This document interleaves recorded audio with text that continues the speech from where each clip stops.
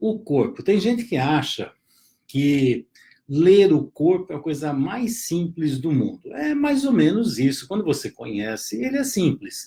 Mas a questão é o seguinte: o corpo ele revela e também esconde.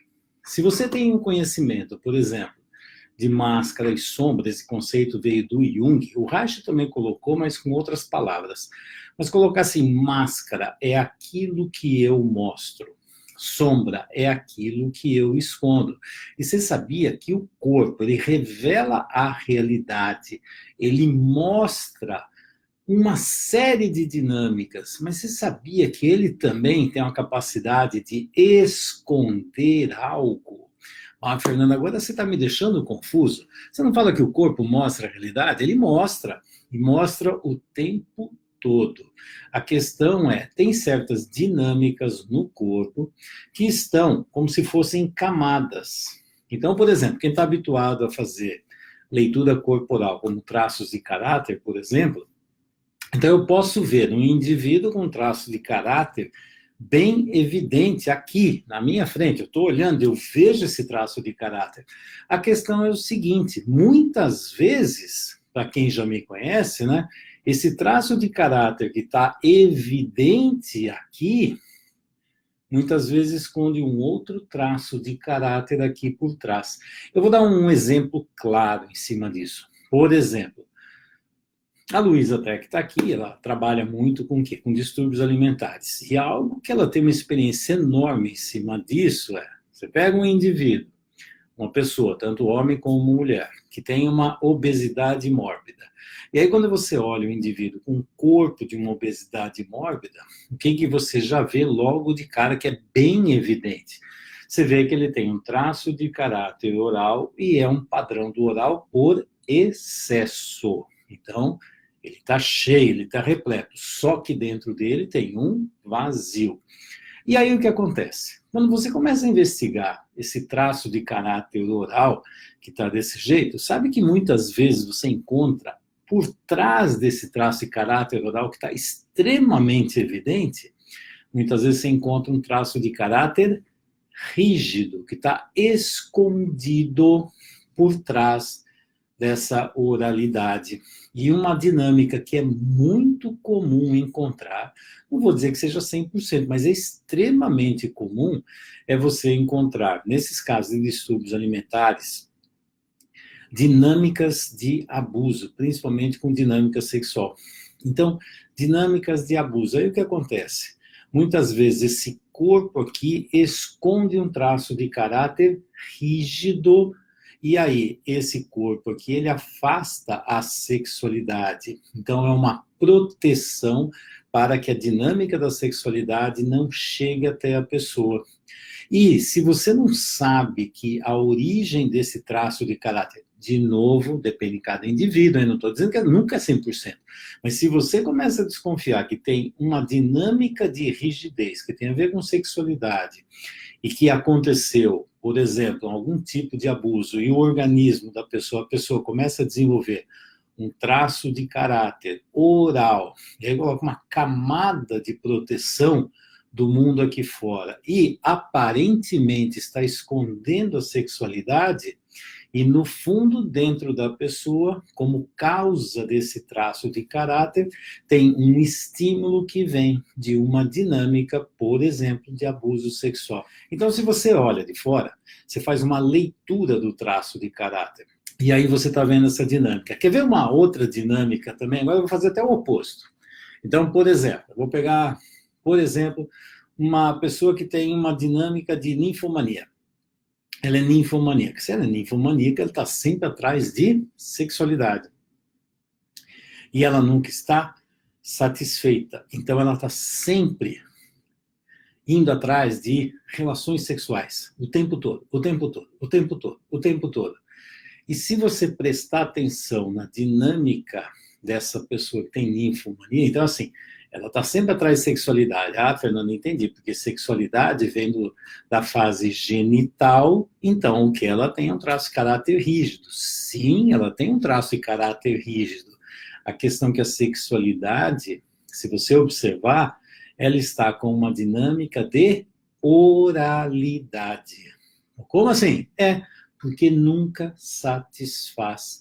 Então, ela busca na sexualidade o que ela não recebeu de amor materno. Então, na sexualidade, ela se sente vista, tem contato, se sente amada, mas a raiz do problema está na fase oral.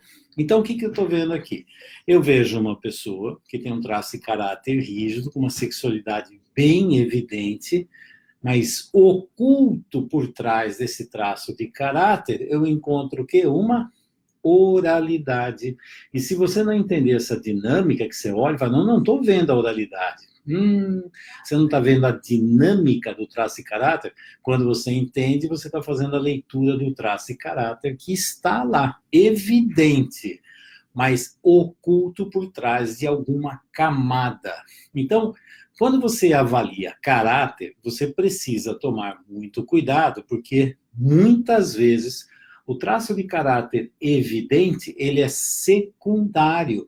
Há um traço de caráter que é primário, que está mais perto do trauma, mas que ele ficou escondido e cria uma camada, um traço de caráter aqui por fora. Agora eu estou falando de algo mais avançado, né? Exatamente. Então, quando você vai buscar esse caminho de entender os traços de caráter, você precisa dar uma olhada nisso. E você quer ver uma outra coisa que o corpo, ele esconde e sempre ele revela. Você vai ver a dinâmica. Por exemplo, tem uma pessoa que trabalha muito dentro dessa leitura corporal, que é o Paul Ekman, aqui dos Estados Unidos. Ele que orientou aquela série lá, Lie to Me, onde ele é especialista no quê?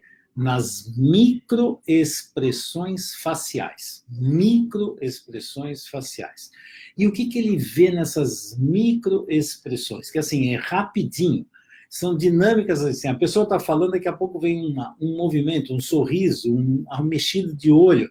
O que é isso aqui? Ele observa e fala, opa, escapou uma informação. Então, a pessoa, como se colocasse uma máscara, ela coloca uma máscara, não deixa de ser, e aí, dependendo do tema, da situação, o corpo revela em microsegundo, um microsegundo ali, ó, um décimo de segundo micro também, é pequenininho, né? Mas que seja um décimo de segundo, mas é menos de segundo. Uma dinâmica que escapa. Escapou o quê? Passou pela camada da máscara. A sombra apareceu. E aí, quando a sombra aparece, ela escapa e o corpo informa. Você começa a ver. Então, isso aqui é uma leitura dinâmica do corpo.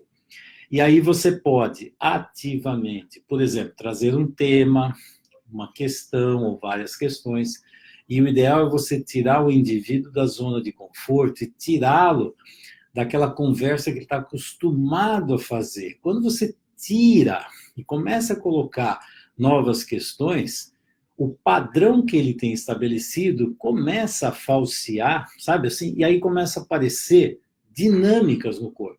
E aí você vê microexpressões faciais, mas não é só isso, não.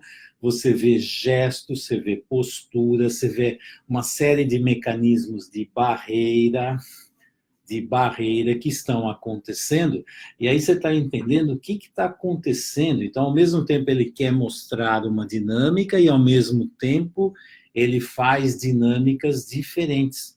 E ele não tem consciência que o corpo dele está mostrando essa história. Então, tem, na máscara e na sombra, uma coisa importantíssima é leitura passiva. Leitura passiva é você olhar de fora. Leitura ativa, você observar como o corpo vai mandando informações e várias informações escapam e através de gestos, posturas. Quer ver uma outra coisa interessante? Proximidade e distância. Proximidade e distância. Isso também é uma dinâmica que está ocorrendo na relação. Aí, conforme você vê a dinâmica dos corpos, de você como interlocutor e a outra pessoa, o que você vai observando, você vai ver sérias não, você vai ver muitas dinâmicas que vão aparecendo durante essa troca de comunicação, essa informação entre um e outro. Do mesmo jeito que o Freud, quando ele falava de ato falho. Então, ato falho, o que que é isso? A pessoa tem uma linha de pensamento, de repente escapa uma palavra. Ah, não, não queria falar isso. Nossa, não escapou. Não, não é isso, não é isso. Eu estava pensando em outra coisa. Isso chama ato falho. Freud ficava muito atento a isso. O ato falho é uma mensagem espontânea que escapa do controle mental. Olha que interessante. Escapa do controle mental. Então, de repente, aquela palavra apareceu. E do mesmo jeito, o corpo faz igual. Existem os músculos que têm vou colocar assim, eu tenho controle voluntário, mas existem outros músculos e também até esses que têm controle voluntário, que de repente, é como se eu tivesse um outro ser dentro de mim que tem dois comandos, um comando dizendo que sim, um comando dizendo que não, um comando dizendo estou muito feliz, e de repente o olho mostra uma grande tristeza, mas eu estou falando que eu estou feliz. A questão é que a pessoa não consegue controlar muitas vezes o que o olho, a pupila do olho, as dinâmicas que estão acontecendo. E para a pessoa que quer trabalhar com o corpo, é fundamental conhecer essas dinâmicas, aquilo que revela e aquilo que esconde. E você vai observar que aquilo que esconde, em algum lugar vai aparecer. Uma dinâmica típica que o Paul Ekman utiliza muito, ele chama de dumping the lie. O dumping the lie é um sorrisinho de canto de boca. O Paul Ekman, ele trabalha em 7 emoções básicas. E uma das emoções, ele coloca que é o desprezo. E o desprezo, é a única emoção que é assimétrica. Então, o que acontece? Quando escapa um desprezo pelo quem está na frente ou pela situação que a pessoa está falando, inconscientemente vem um negocinho aqui, dá uma contraçãozinha e volta. E é assimétrica, é de um lado só. O Reich, ele já prestava atenção nisso, e ele até falava assim, é um sorrisinho do diabo. Isso é comum quando o cliente está aqui, o cliente é uma pessoa que está aqui, começa a inventar uma mentira. E quando ele acredita que você está acreditando na mentira que ele está falando, frequentemente ele traz esse sorrisinho. Tipo, você caiu na minha conversa. E aí ele se sente superior e despreza você. E é engraçado que esse sorrisinho aparece. E aí eu fico observando, por exemplo, como cliente, ele vai contando um monte de histórias e vai me levando para lá e para cá. E muitas vezes eu deixo ele levando para lá e para cá, que eu quero ver por onde ele navega no corpo, a forma como ele funciona, o quanto ele está confortável, desconfortável, o quanto ele vai se soltando. Daqui a pouco começa a surgir umas dinâmicas como esse sorrisinho. E muitas vezes quando eu percebo isso, eu olho bem nos olhos dele e falo assim, e você acredita que eu estou caindo nessa conversa que você está me falando? E quando eu denuncio isso na hora, ele começa a rir. É muito engraçado, o cliente começa a rir. Ah! E aí tenta colocar a mão na boca para não dar risada. É interessante, é como assim, saquei o demôniozinho que está dentro de você. Olhei e falei, você acha que eu vou cair nessa história? Fala a verdade. Você está acreditando que eu engoli essa historinha que você está me contando. Ah, mas isso é típico, o sorriso vem na hora. É muito engraçado isso. Tem uma dinâmica espontânea e praticamente assim, incontrolável da pessoa. E aí muitas vezes as pessoas começam a gargalhar e põe a mão na boca e fala, não, é que eu tô rindo de nervoso. Fala, para mim, para cima de mim. Então, o corpo, ele tem isso. Então, fica atento. Microexpressões faciais, mas não são só as expressões faciais. Na mão, gestos, movimentos, o que você faz com a mão, esconde, mostra, revela, acaricia, segura, fecha, bloqueia. Dá para fazer tanta coisa, você vai observando. Então, quando você coloca um foco no cliente, você tem que ter como se fosse, vou dizer assim, uma visão periférica. E se você chamar muita atenção no que você está vendo, ele fica consciente e trava. Mas você observa, a perna está inquieta, síndrome das pernas inquietas. Então ele fala uma coisa que está triste, mas não tem um sorrisinho acontecendo. Ou então ele fala daqui, mas aqui a tristeza, o olhar tem uma certa alegria. Então você fica observando que tem sempre dinâmicas ocultas revelando. Então eu falei de traço de caráter. O que também é comum. Você precisa ver o traço de caráter evidente e, frequentemente, o traço de caráter mais importante é um que pode estar oculto. E aí você identifica esse traço pela dinâmica, o jeito de sentir, pensar e agir. Por exemplo, eu falei da ninfomania, e aí eu coloquei assim, fica atento, porque quando você começa a ver o padrão tem uma insatisfação o tempo todo, ao invés de se alimentar, comer, comer, comer e fazer isso, pode trocar a comida pela sexualidade. Mas a dinâmica é a mesma. É algo assim, nada me preenche, nada me satisfaz, eu sou um eterno insatisfeito. Essa dinâmica é de oralidade.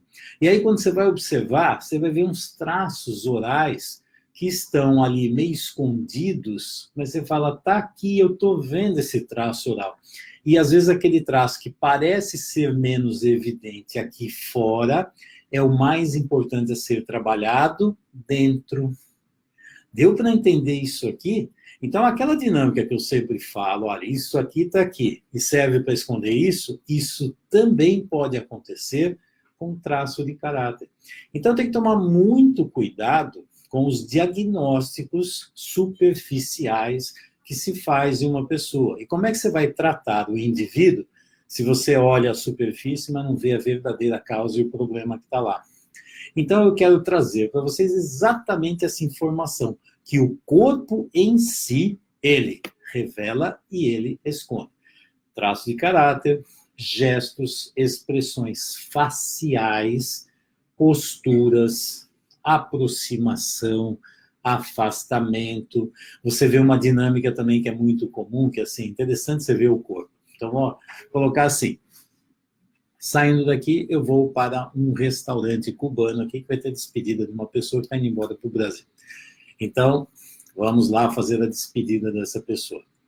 E aí o que vai acontecer? Em restaurante é uma coisa muito típica. Você olha nos restaurantes e você observa o que acontece com casais, por exemplo. Se você vê que os dois estão em sintonia, você vai ver uma coisa muito interessante. Frequentemente eles estão com uma postura espelhada.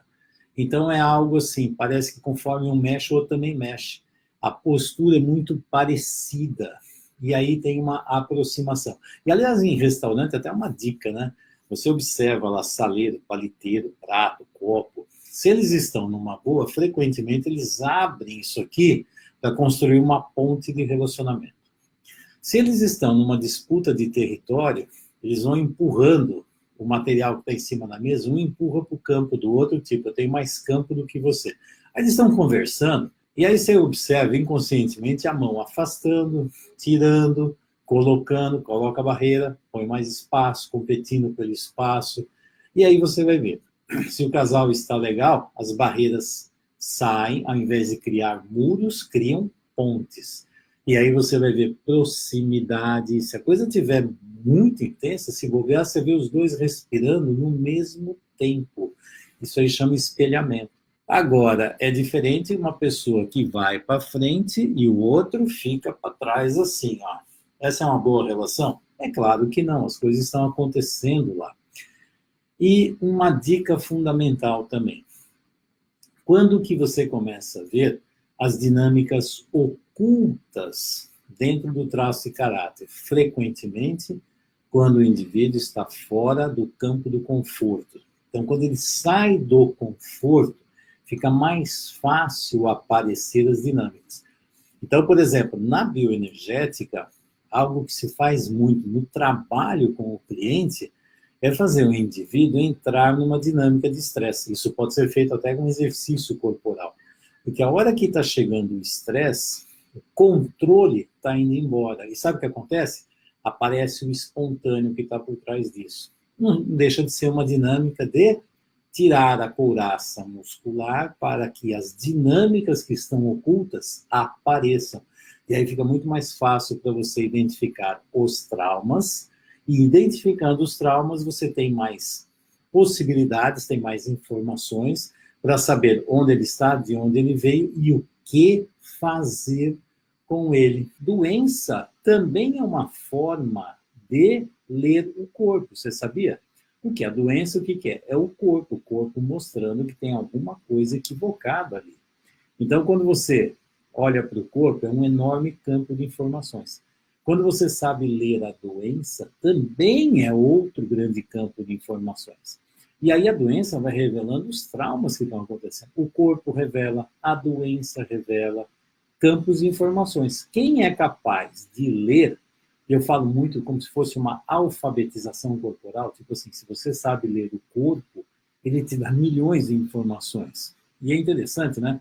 A sensação parece que as pessoas são tanto analfabetas pelo corpo, está escrito lá. E quem está na frente não está vendo. Impressionante, as informações estão brotando. A mãe tem doenças crônicas. Se tem uma série de doenças crônicas, esse corpo está revelando uma série de mensagens mostrando os traumas que essa pessoa tem e as necessidades que não foram resolvidas e que precisaria ter um adulto para cuidar dessa criança. São traumas infantis. Basicamente, a doença é isso. Agora, se essa mãe tem as doenças crônicas, se ela não teve a capacidade nem de olhar para os traumas dela, frequentemente o que acontece? Esses traumas passam para a próxima geração. Por quê? Aquilo que eu consigo enxergar e resolver, ótimo. Agora, aquilo que eu não enxergo, não resolvo, nem percebo que é um trauma, é natural eu passar isso para os meus filhos, porque eu nem estou vendo, então eu vou oferecer o melhor para os meus filhos. O que eu não identifico que é doentio, eu passo. Isso é básico no sistema. E aí o que acontece? Muitas vezes, uma filha começa a desenvolver dinâmicas semelhantes à da mãe. É interessante, eu atendi recentemente, agora, essa semana, uma pessoa que está passando exatamente por isso. Exatamente por isso. E tem uma característica interessante, por exemplo, ela está com 43 anos, a mãe faleceu com 45, e ela está seguindo um roteiro exatamente muito parecido com a mãe, e ela não estava percebendo. E de repente fala, mas escuta, você está seguindo o roteiro da sua mãe. Se você continuar nessa mesma dinâmica, o que é que vai acontecer com você daqui a 2 anos? Por quê? Porque isso aqui é identificação melancólica. E na identificação melancólica, aí o que se observa é que essas duas, mãe e filha, no caso, pode ser pai e filho também, mas nesse caso, mãe e filha, as duas se tornam uma só, uma simbiose, e o destino de uma acaba sendo o mesmo destino da outra. É como se tivessem vidas extremamente parecidas. Quer dizer, eu vou para a vida com a mesma forma de ver, de sentir e de agir, eu vou fazer exatamente igual que minha mãe fez. Quando você olha para isso, você vê o quê? Tem uma dinâmica de simbiose acontecendo. E se você entender de traço de caráter, você vai saber que essa simbiose, ela veio de uma fase, é fase oral. Não teve a separação da simbiose, para ter a identidade. Melhor ainda, antes, a individualidade. Na fase oral é tudo grudado, mãe e filha é uma coisa só. Quando chega na fase anal, tem eu e a minha mãe, só que ela é grande, eu sou pequeno. E aqui tem a individualidade, tem eu e tem você. Basta ver que tem 2 seres diferentes. E quando chega na fase genital, é a individualidade. Eu sou uma pessoa, eu olho para a vida de um jeito, a minha mãe olha para o outro. Por quê? Porque quando chega nessa terceira fase, eu vejo mãe e vejo pai. Então eu vejo 2 referenciais diferentes de vida. E eu vejo 2 diferentes se amando, que a minha mãe ama o meu pai. Se a minha mãe ama o meu pai e é diferente dela, eu posso ser diferente da minha mãe, que ela também me ama. Por isso cria individualidade. E se tem um padrão parecido aqui, provavelmente essa pessoa, a filha, está presa numa dinâmica simbiótica de fase oral, e a entrada do pai, que seria a terceira pessoa, está fraca. Ela não está ganhando a individualidade e identidade. Se ela não faz isso, a tendência dela é entrar numa dinâmica de identificação melancólica. Quer dizer, eu sou exatamente igual à mãe, se bobear, eu repito os mesmos padrões. E muitas vezes a pessoa desenvolve uma cabeça que fala assim, não, eu sou completamente diferente da minha mãe, eu sou diferente. Quando vai ver exatamente igual, a cabeça que não enxerga. Quando você olha o padrão, o jeito de funcionar, as escolhas na vida, as decisões, para onde vai, quando você vai ver uma coisa só. E aí no corpo você identifica o quê? Dinâmicas de oralidade e de simbiose. O que acontece na infância para a pessoa crescer egocêntrica? Bom, Quando você olha só para o seu próprio umbigo, e aí é uma coisa interessante, tem que tomar muito cuidado quando você faz uma dinâmica de egocentrismo. O que é assim? Egocentrismo é eu focado em mim mesmo. Quer ver uma coisa interessante? Quando eu existo, eu tenho que montar um relacionamento com outra pessoa. Acabei de falar de individualidade. E outra coisa é identidade. Cada um segue o seu caminho na vida. Eu sou de um jeito, você é de outro. E aí o que acontece? Eu amo você, na realidade eu sou igual a você. Igual como? Como ser humano. Só que eu tenho formas diferentes de olhar para a vida. E você também tem. E é por isso até que fazemos amizade, casamos e assim por diante, para compartilhar as nossas diferenças.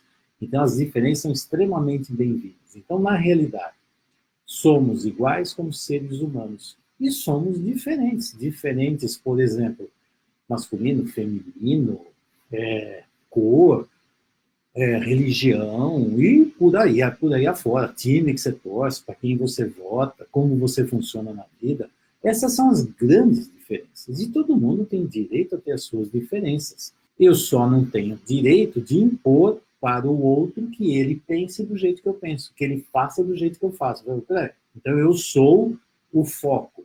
Então, se o mundo não funciona como eu penso, então o mundo não presta. Ó, isso aqui não deixa de ser um egocentrismo. É algo assim, eu penso assim, então o mundo tem que ser assim. E se você não pensa do jeito que eu penso, eu tenho direito a te destruir, te arrebentar. Que maluquice é essa, hein? E não importa o que seja isso. Por exemplo, você vem em time de futebol, você não torce para o time que eu torço, então eu tenho direito de te arrebentar. Você não vota na mesma pessoa que eu voto, eu tenho direito de fazer isso. Quem é que deu esse direito à destruição do diferente? E hoje em dia está cheio de gente falando assim que é a favor do diferente, mas é assim, se você pensar diferente do que eles pensam, pronto, aí eles têm direito de te atacar. Engraçado, o que é diferente? Quando o egocentrismo, então assim, tudo gira em torno de mim. Tudo gira em torno de mim. Eu sou a grande referência. Então, antigamente, por exemplo, acreditava-se que o mundo aqui fora, os planetas, o universo, girava em torno da Terra. Então, nós acreditávamos, é um geocentrismo, né? Acho que é essa a palavra. Então, assim, tudo girava em torno da Terra. Aí depois, quando descobriram que a Terra é só mais um planetinha no meio de milhões e bilhões de outros, perde o grau de importância, né? Mas é verdade. E o egocêntrico, ele acha que ele é o grande referencial da vida. E aí todo mundo tem que girar em torno dele. Como é que se cria um indivíduo egocêntrico? É simples. É só a mãe olhar para ele e falar: você é o melhor, você é tudo de bom e tudo que você faz está certo. Ou então a mãe projeta e cria um projeto, fala: seja assim que eu vou te amar para sempre, eu te defendo, eu faço isso. Então, se o indivíduo começa a não ver a diferença entre ele, a mãe e o pai, ele vai ter sérios problemas na vida, porque ele vai achar que ele é o único no mundo e ele tem o direito de fazer o que quiser, porque ele virou o grande rei, o grande Deus do mundo. Mas quem é que deu esse valor e o que faltou para mostrar que ele e outras pessoas são iguais? Porque ele acha que ele é único, ele é o supra-sumo. Se você olhar em muitas famílias hoje em dia, o filho manda na casa. Então é assim, que eu vejo assim, pais chegando para os filhos: ei, meu chefe, meu rei, manda, o que você precisa hoje? Tipo assim, eu estou aqui para você. A questão é que esse filho, quando crescer, ele vai para o mundo achando que o mundo está lá falando assim: o que você quer, eu vou fazer isso para você. Ele está sendo preparado para a vida? Não, está criando uma fantasia. E quando ele chegar lá na frente, ele vai ganhar uma frustração, que ele vai achar que o mundo vai estender tapetes vermelhos e fazer tudo o que ele quiser. Quem treinou isso? Dentro da família. Se na família não começa a colocar ele como pertencendo à família, pertencendo, lei do pertencimento, hierarquia, onde está o lugar dele dentro dessa família, equilíbrio, dar e receber, não é assim, eu existo, então tudo é meu, eu faço o que eu quero. Isso é um sério problema dentro da dinâmica familiar, onde aquele filho não é respeitado e visto como um ser da vida. E a função da família é ajudar esse ser a ir para a vida. Esse ser não é da família, ele é da vida. A família é um caminho para levá-lo para a vida. A família não é o final. E também, quando eu amo um filho, amo uma neta, por exemplo, agora tem 2 netos, né? Tem o Gabriel, que eu ainda não conheço. Então, quando tem isso aqui, o que eu faço? Eu, como pai, como avô, como, sei lá, bisavô que vier, como tio, eu estou ajudando essa criança a ir para a vida. Não é para ser para mim e nem eu ser o escravo dela. Não é nada disso. É mostrar como a vida realmente funciona. E aí, esse ser vai para a vida e vai dar certo. Agora, egocêntrico é muito interessante. Ele acha que tem um Deus na barriga, né? Quem inventou isso? Pode procurar na família, você vai ver o que aconteceu. Colocaram ele aqui em cima e os adultos aqui embaixo. E ele acha que ficou lá em cima. Vai ter um problema enorme lá pela frente. Deu para entender? Uma mulher que casa com o meu tio antes de eu nascer faz parte do sistema? Ela traz o sistema dela para a minha família? Faz parte. Você não pode excluir ninguém. Se o seu tio encontrou uma mulher, e é interessante, o seu tio tem um padrão de funcionamento. Aí ele encaixa com uma mulher, não importa o quê. Aí fica assim, essa tia pode ser uma prostituta, essa tia pode ser uma assassina, essa tia pode ser a melhor coisa do mundo, essa tia pode ser uma cozinheira maravilhosa, essa tia... Não interessa, ela faz parte da família. Teve um vínculo, conviveu, faz parte, você nunca pode excluir. Então, ela sempre fará parte da família. Lei do sistema, faz parte sim, e não importa. Ah, mas ela é uma pessoa que eu gosto, é uma pessoa que eu não gosto. Não interessa, faz parte. O tio faz parte, a hora que ele vincula também faz. Agora, o grau de importância é menor, a não ser que conviva junto, tudo, mas ela existe e ela tem que ter o direito de pertencer na família. Sendo a melhor pessoa do mundo, sendo a pior pessoa do mundo, ela faz parte da família. E se ela for a pior pessoa do mundo? A questão é ver por que será que o meu tio trouxe essa pessoa para dentro do sistema. Adivinha? Adivinha. Por quê? Porque a dinâmica dessa pessoa, que está aqui negativa, cheia de problemas, foi atraída e puxada pelo meu tio. Tem alguma coisa no meu sistema que abriu as portas para entrar uma pessoa que eu vejo que é problemática. Se ela entrou, pode procurar que tem problema nesse sistema também. Por quê? Porque tudo é complementar. Se não, fica assim, aquela pessoa não presta, é um bode expiatório e joga fora. Ah, tá bom. Aqui dentro tem problema. Se ela entrou, é porque tem um campo para a presença dela estar lá. E aí precisa ver o que está acontecendo. Porque se não vê isso na tia, daqui a pouco você vai ver em você mesmo, num filho, num irmão e assim por diante. Porque a dinâmica é do sistema. Então faz parte, sim. E ela traz o sistema dela? Traz. Um filho adotado, a mesma coisa. Peguei uma criança, tá lá. Adotei. Nem sei quem é pai e mãe. Você acabou de trazer o sistema inteirinho dela para dentro da família. E é verdade, tem que respeitar esse sistema. Faz parte do trabalho de adoção saudável. E quando uma pessoa foi magra sempre e de repente começa a engordar? Sempre quando acontece isso, você tem que ver o quê? Nuances. A partir de que idade? Na infância, na adolescência, depois que casou, depois que teve filho? Ixi, aí tem que pesquisar. Quais foram os fatores? São fator desencadeante. Fator desencadeante é o gatilho. O que foi que aconteceu?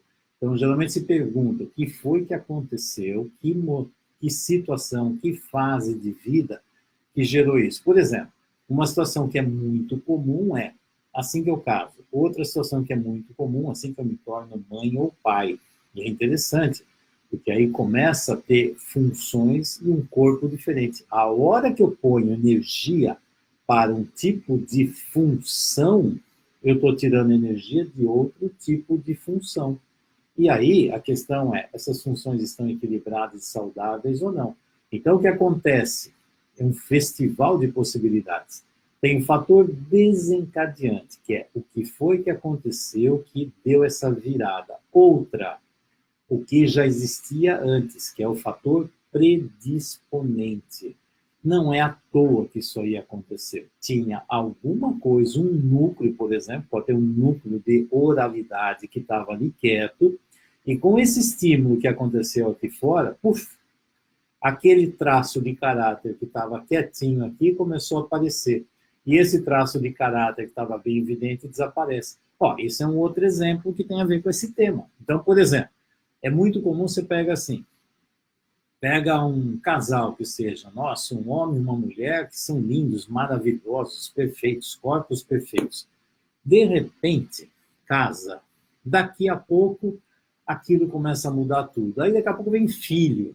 De repente você olha para... Fala, o que aconteceu? Você olha aquela mulher que estava lá toda estruturada, toda gostosa, linda e maravilhosa, daqui a pouco ela começa a ficar desse tamanho. Fala, ué, o que houve aqui? Entrou uma dinâmica de oralidade. E muitas vezes essa dinâmica de oralidade estava escondida por trás desse traço de caráter. E quando ela se torna mãe, e quando vem esse filho, aquilo que estava escondido e guardado, faz assim, brota. Pronto, olha lá. São dinâmicas que estão lá. Não via, e de repente aconteceu. Olha um negócio acontecendo aqui. Tem tudo a ver com a história que eu estava contando. Só que para isso é assim, cada caso é um caso. Então, o que foi? Que campo que tinha? Que dinâmicas ocultas já existiam? E que fatores entraram que, de repente, é como se tivesse uma semente aqui que, puf, começou a brotar. Só que a semente estava lá. A semente sempre esteve lá. Então, dependendo do estímulo que acontece, é aquela história. Tem uma semente aqui, de repente você deu uma regada que o terreno está fértil e daqui a pouco brota um negócio. Fala, mas nunca teve nada disso. Nunca teve porque o campo não estava fértil, mas que o problema estava lá, estava. Isso aí você pode ver com você mesmo. Quantas mudanças já aconteceram com você? Aí você fala assim, eu fiquei assim por causa daquilo, foi por causa disso, foi por causa daquilo. Tá, não é o fator externo. É como esse fator mexeu dentro de mim. E aonde isso mexeu nas minhas feridas e nos meus traços de caráter. Quando eu falo que tem 4 fases da parte do traço de caráter, é o DNA, o intrauterino, a infância, o mundo adulto e criança. Esse mundo adulto é quando você começa a administrar todos os traços de caráter e você começa a cuidar deles e saber como lidar com isso. Aí você vai colocar mais energia ou menos energia em cada um deles. É como administrar tudo aquilo que você carrega. E como adulto, e você conhecendo esses traços, você também pode dar um destino melhor a todas essas dinâmicas traumáticas. Ou então, reviver o trauma. Aquele trauma escondidinho que estava lá começa a aparecer. Ok? Gostaria de saber se o comportamento, o caráter narcisista vem para mascarar outros problemas ou é algo mais complexo e difícil de tratamento. Sempre que você vai ver uma dinâmica, se você conhece a análise do caráter, então aqui, você vai ver que por trás desse comportamento, dessa dinâmica, tem um trauma. E dependendo do tipo de traço de caráter que você está analisando, você sabe em que fase que aconteceu, que idade da infância aconteceu, e que tipo de dinâmica sistêmica estava acontecendo ali para gerar esse trauma, e esse trauma vai gerar o quê? Por exemplo, um comportamento narcisista. Falar só narcisismo é uma coisa ampla, geral. Que tipo de dinâmica específica? Quando você vai avaliar e estudar isso aqui, dependendo do tipo que tem, você vai identificar qual é o trauma. Então, é complexo? É simples? É de difícil tratamento? Todo tratamento envolve uma dinâmica muito interessante. Se eu sou profissional e vem um cliente, a minha parte de profissional eu tenho que fazer, só que a parte do cliente eu não posso fazer por ele. É ele que tem que fazer, é a mesma coisa. Imagina você, um cliente vem atrás de mim como médico. Eu faço o diagnóstico, prescrevo a receita, dou a dieta, e aí você não toma nem o remédio e nem faz a dieta. E aí fala assim, tá vendo? Esse médico não serviu. A questão é, você confiou nesse tratamento? Você confiou no profissional? Você confiou no diagnóstico? Você fez o que precisava fazer? Você fez a sua parte? Não.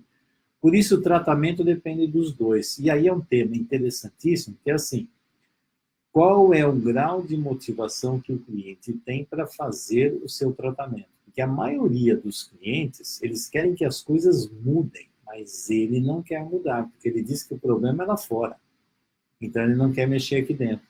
E aí, é uma outra dinâmica interessante, que assim, é possível fazer o tratamento? É, só que o tratamento depende de quem? Dos dois. Tanto do profissional como do cliente. Tem pessoas que resolvem, vou mandar esse caso para o Fernando, que o Fernando vai resolver. Eu nem Deus vai resolver. Se eu vou lá, o cara está morrendo de fome, eu dou comida e ele cospe a comida, eu vou fazer o quê? Vou fazer ele engolir a força? Não dá. E aí, viu, mas eu dei comida para ele, a culpa é dele que jogou fora. A questão é o grau de motivação que essa pessoa tem para fazer a mudança. Então, tratamento depende desses dois fatores. E por exemplo, meu pai é um grande narcisista. Eu vou encaminhar meu pai para um colega meu para tratá-lo. E meu pai vai querer sair desse lugar? Não sei, para que ele vai mudar? Se de repente ele não vê nenhuma mudança importante e não quer mudar. Então, tratamento sempre tem os dois lados da questão. É difícil tratar? Não sei.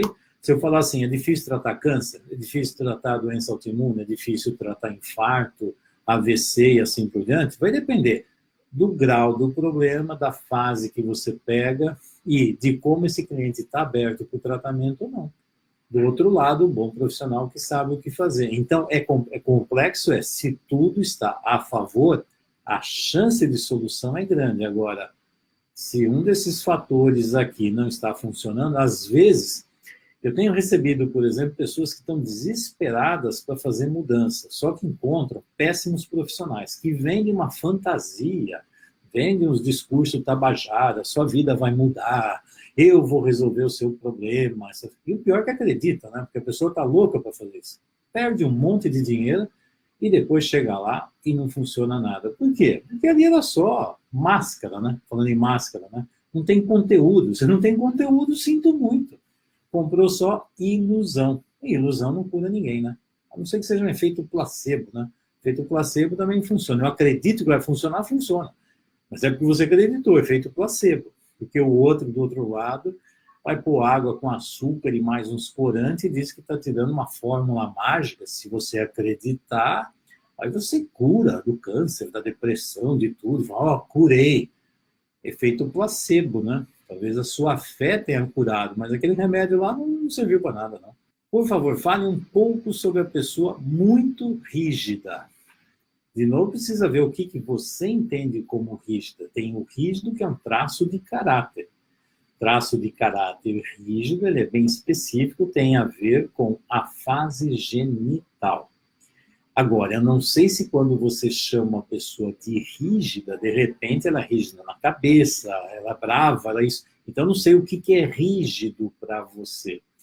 O traço de caráter rígido, ele vem, a origem dele é da fase genital, que é dos 3 aos 5 anos. E por que chama rígido? Porque quando você olha para a coluna dele é ereta, é assim, um pedaço de pau.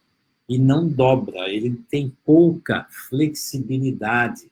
E ele precisa ficar mais assim, a coluna é assim, a cabeça aqui, geralmente o queixo para cá. E ele, quando você olha, fala, um corpo é um rígido.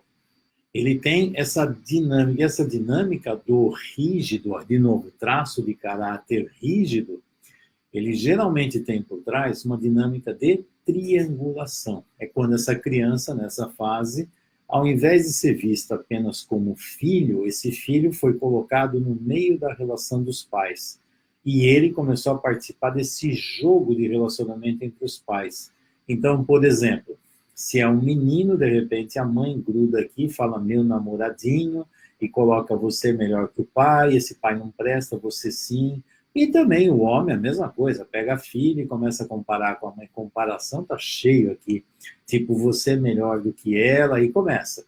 E essa criança acaba entrando numa dinâmica confusa na relação dos pais. Então, aqui cria a primeira triangulação. O filho que está aqui. E aí esse filho é o homem perfeito para a mamãe, mas não pode amar o pai, que o pai é o concorrente, e aí começa a ter um jogo. Ao invés de ser construído o masculino dele pelo pai, é a mãe que monta o homem para ela. Do mesmo jeito pode ser o homem com a filha. Adivinha a confusão que vai virar isso aqui? E essa criança que está aqui, tanto faz ser menino ou menina, vai se sentir o quê? Traído por essa mãe ou por esse pai, que diz que ama profundamente, mas na realidade mora, vive, dorme, transa com outro. Mas você é a coisa mais linda do mundo e perfeita, mas na realidade eu estou com outro. E aí a criança entra numa dinâmica neurótica dos adultos.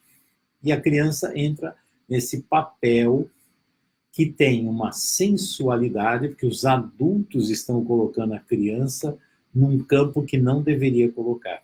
E aí a criança não consegue ver um homem e uma mulher unidos com amor e, conforme ele vê os pais, um pouco mais distante ele vê um homem e uma mulher. Se ele não consegue ver isso, ele já vê pai e mãe assim, ele fica nesse jogo, ele vai ter dificuldade lá na frente do quê? De unir homem e mulher dentro dele. O que é isso?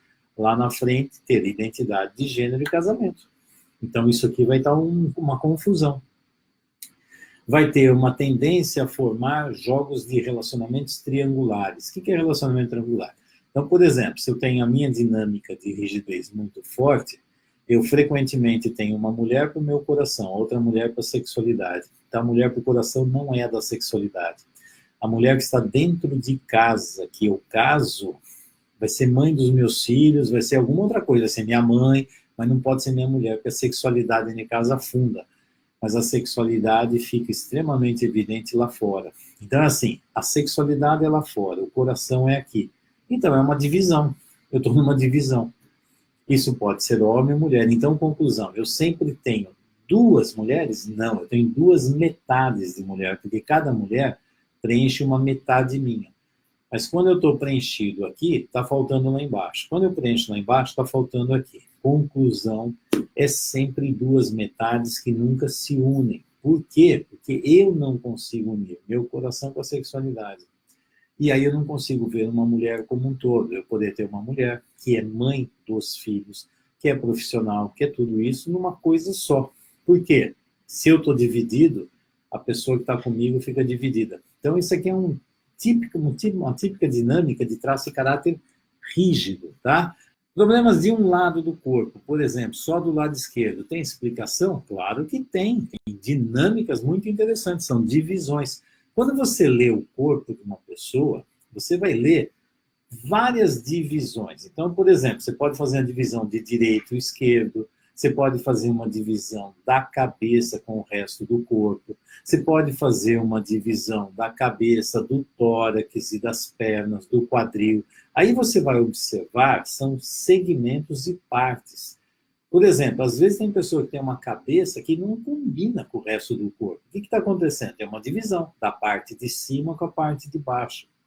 Tem pessoas, às vezes, que aqui em cima então, é de um jeito. Quando se você pega e faz uma divisão, você oculta a parte de cima e vê só a parte de baixo, às vezes na parte de baixo é uma criancinha, aqui em cima parece ser um homenzarrão, lá embaixo é uma criancinha. Eu falo, mas o que está acontecendo?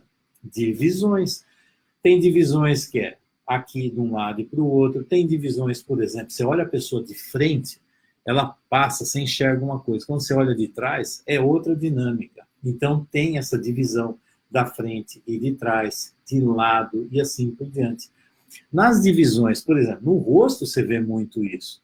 No rosto, eu vou dizer assim, eu não conheço nenhuma pessoa que é extremamente simétrica. Isso aqui é exatamente isso aqui. Não é. Não é. E é interessante, porque assim, muitas vezes eu posso passar uma imagem daqui e essa outra parte aqui me passa uma outra imagem. O que eu estou vendo? Estou vendo um conflito, estou vendo duas imagens aqui, que esse aqui, de repente, pode passar medo, aqui pode passar raiva, esse aqui passa orgulho, esse aqui passa uma tristeza, e aí você pode fazer o quê? Você tampa metade e tampa a outra metade. Aí você vai olhar e fala, ué, tem duas pessoas aí dentro? Tem três pessoas aí dentro? Tem quatro? Sim, tem um monte. Você que está aí assistindo, você tem vários personagens dentro de você. Vários. Porque a vida faz com que você crie uns personagens para se adaptar. A questão é, quando o personagem fica desconectado do ator e da atriz, né? Vira só uma máscara que faz parte de um jogo. Então, os conflitos, quando você vê essas partes, você está vendo o quê? Dois conflitos. um conflito, quer dizer, de duas partes, pelo menos de duas, né? Às vezes você vê aqui, ó, você vê aqui uma coisa, aqui em cima você vê outra. Eu posso ver um sorriso aqui, e aqui em cima uma tristeza absurda. Eu posso ver um sorriso aqui, e aqui em cima uma grande tristeza, e aqui uma raiva profunda. Fala, mas o que está acontecendo?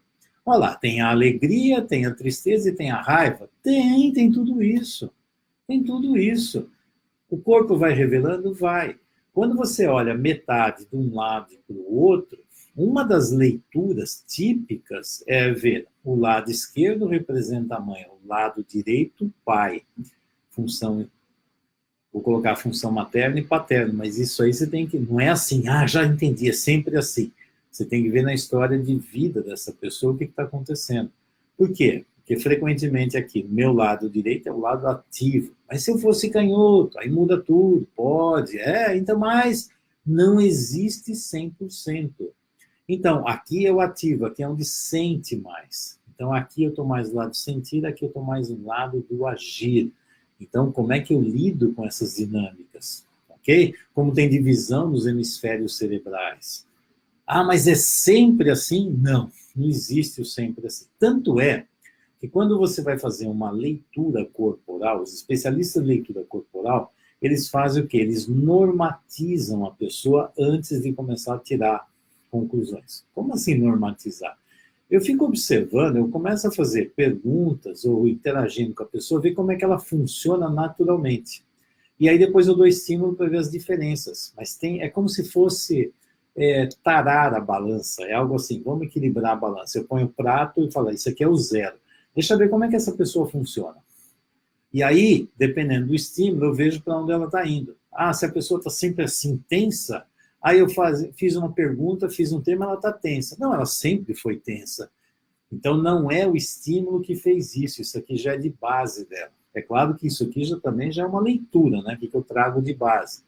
Mas como os estímulos de fora promovem reações. Então, tem uma coisa chamada normatizar. Deixa eu ver como é que é a pessoa de base, como é que ela funciona. Mas aqui já dá para fazer muitas leituras, a base, o jeito dela funcionar.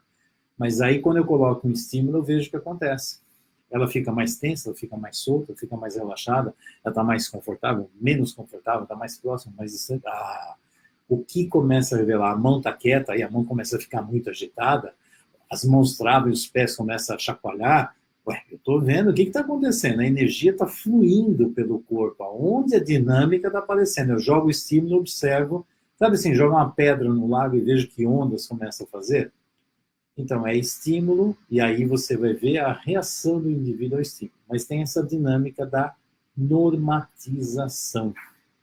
A normatização, para você fazer estímulo, você tem que ver como é que a pessoa é sem o estímulo. Então, você fica aqui no contato, você faz um rapport, você vai indo e vai observando o jeitão, como é que ela é normalmente. Isso também já é fonte de informações. O jeito natural dela, de repente, já me dá informações. Mas depois, na dinâmica, quando eu faço leitura dinâmica, colocando os estímulos, é óbvio que eu estou vendo que estímulo pegou. De repente, eu ponho um monte de estímulo, não acontece nada. Eu pego um estímulo que vem de um outro lugar, explode. Eu falo, epa. Tem alguma coisa esquisita aqui. Tem algo estranho aqui. Isso me ajuda a fazer o quê? Fazer leitura do corpo, compreensão. É um campo de informações. Campo de informações. Quando você consegue ler esse campo de informações, você como profissional, não importa de que área, você tem um campo enorme de informações sobre a pessoa que está aqui na frente. Como se estabelece esse relacionamento, quais são as armadilhas possíveis desse relacionamento, o que você pode fazer para ajudar e se bobear, o que você vai fazer para atrapalhar a relação, quais são os recursos que ela tem, quais são os traumas, aonde você tem que tomar cuidado para não cutucar a ferida, como é que você pode tirar o melhor dessa pessoa e tomar cuidado. Isso aqui tudo são recursos que a pessoa que tem uma leitura corporal adequada consegue ter nos relacionamentos.